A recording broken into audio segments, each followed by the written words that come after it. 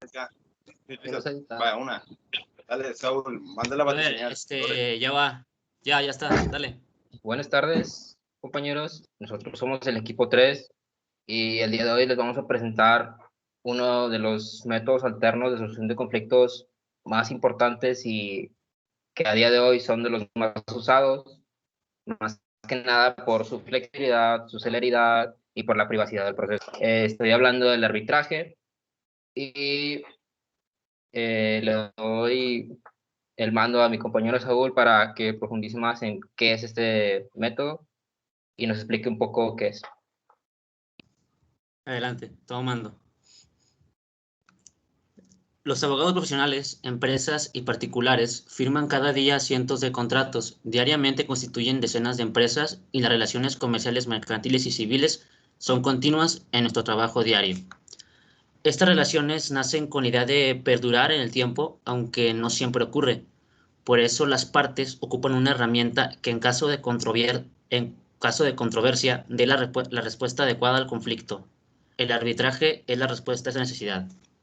Es un mecanismo alternativo de resolución de conflictos que es ágil y finalmente menos costoso que un proceso judicial lento y tormentoso. Aquí predomina la voluntad de las partes que otorgan la potestad de resolución de sus controversias al árbitro, cuya decisión es inapelable. Debemos brindar al arbitraje para no permitir la intromisión externa, ya sea del Estado o del Poder Judicial.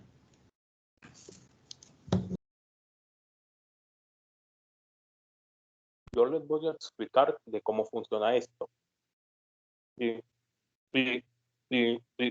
Primero, las partes interesadas acuden a un tribunal especializado, donde con ayuda de un árbitro es en donde se van a aplicar una serie de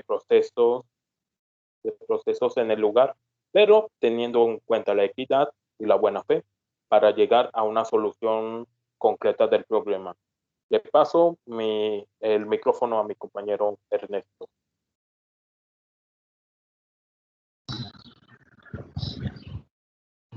El arbitraje de la vida cotidiana. El arbitraje suele estar en distintas partes de la vida cotidiana. Por ejemplo, ahí en el fútbol, que se usa el árbitro o el juez como para no darle la satisfacción a los competidores que están participando para que haya un deporte limpio, o sea, que tenga las reglas. Y otro ejemplo sería en la escuela, que hay alumnos que se quejan o no se sienten satisfechos de algún comportamiento o alguna calificación y pues dan como el reclamo así hacia el docente y se usa, y hay docentes que son el árbitro en esos conflictos y pues se les da o se lleva a un juzgado. Y le cedo el micrófono a mi compañero René.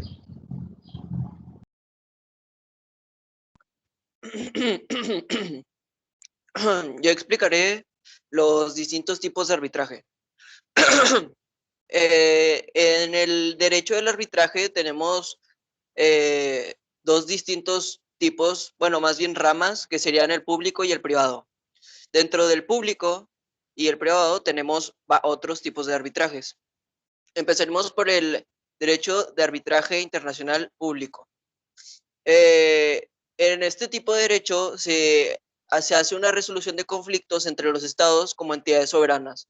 O sea, hace que tenemos por ejemplo, los países actuando como entidades soberanas con todo el poder gubernamental con el que ellos cuentan, como vendría siendo México y Estados Unidos o cualquier otro par de países que están tratando de resolver un conflicto entre ellos. Después tenemos el arbitraje privado. En el arbitraje privado se tratan los problemas entre un individuo y un Estado, pero el Estado actúa de una forma no soberana, o sea, sí que está actuando en un juzgado o en una corte en la que se está teniendo el conflicto contra el Estado, la persona contra el Estado. Después tenemos el interno internacional. En el derecho interno se surge o radica cuando el arbitraje se desarrolla en un sistema jurídico único. O se hace que es cuando el conflicto se está desarrollando con una sola legislación, cuando vendrían siendo las leyes de un solo país, o sea, hace un país como el de México, junto con sus leyes, y se está desarrollando o dándole resolución a un conflicto con esas legislaciones solamente. Después tenemos al internacional. El internacional vendrá siendo cuando el conflicto se está desarrollando con las legislaciones de otro país o un agente extranjero. Cuando vendría siendo, por ejemplo, la persona de un país que está actuando con la abogaduría o la legislación de otro país, como por ejemplo una persona de aquí de México, con la legislación de Argentina, España o Estados Unidos. Después tenemos el derecho comercial, que se trata puramente como enteramente cosas comerciales, cuando podría ser una problemática privada interna e internacional, pero totalmente comercial. Después tenemos la civil, que vendrá siendo un arbitraje de carácter completamente civil, o sea, hace divorcios, problemas de una persona con otra completamente fuera de una empresa o contra el país, solamente entre ellos dos, entre estas dos personas.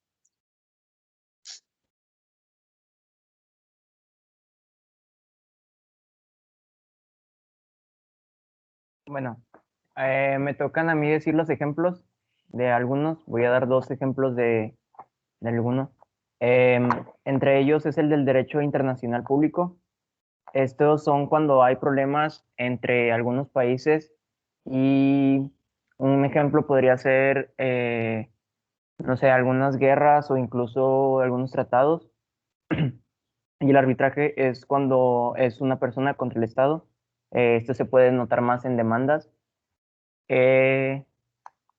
Y pues ya serían estos dos ejemplos.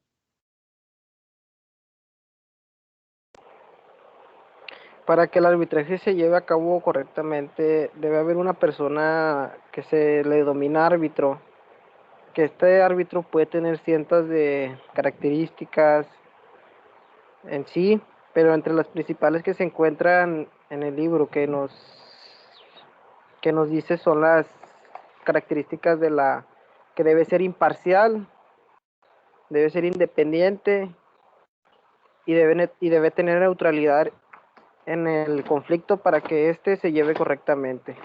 A continuación, mi compañero Rafael va a explicar estas tres características del árbitro.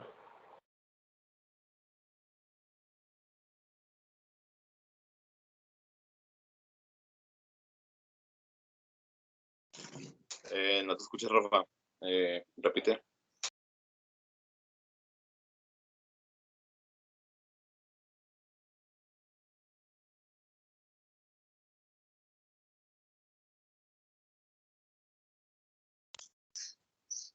Rafa, no te escuchas, Rafa. Vuelve a apaga y enciende el micro otra vez. O conecta audífonos, no sé, algo, porque no te escuchas.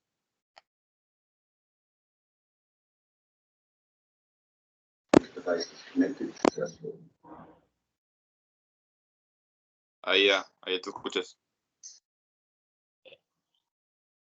Yo les voy a hablar del árbitro y sus características. Imparcialidad se refiere a la falta de designio anticipado o de prevención, a favor o en contra de personas o cosas de que resulta poderse juzgar o proceder con rectitud. Independencia. Todo árbitro propuesto con tal deberá de rechazar el nombramiento o abstenerse. Tras haber aceptado el mismo cuando se reconoce que existen causas de recusación, puede haber dudas acerca de su imparcialidad o independencia. Neutralidad. Condición que cumple el árbitro antes de ser designado, es decir, que se encuentra en una posición equidistante entre las partes. Le doy el micrófono a mi compañero Rubén.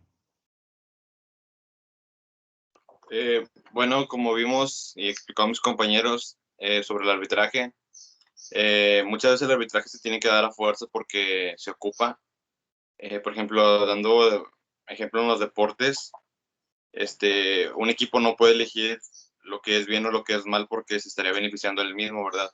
por eso siempre debe haber un árbitro que sea imparcial, que decida bien y, o sea, lo mejor posible esas decisiones. Igual cuando hay un conflicto y se ocupa tener un mediador, por así decirlo, llamándolo árbitro, siempre es importante que sea imparcial para que dé su mejor punto de vista y así las dos personas salgan beneficiadas de buena forma, y que no haya injusticias a la hora de decidir.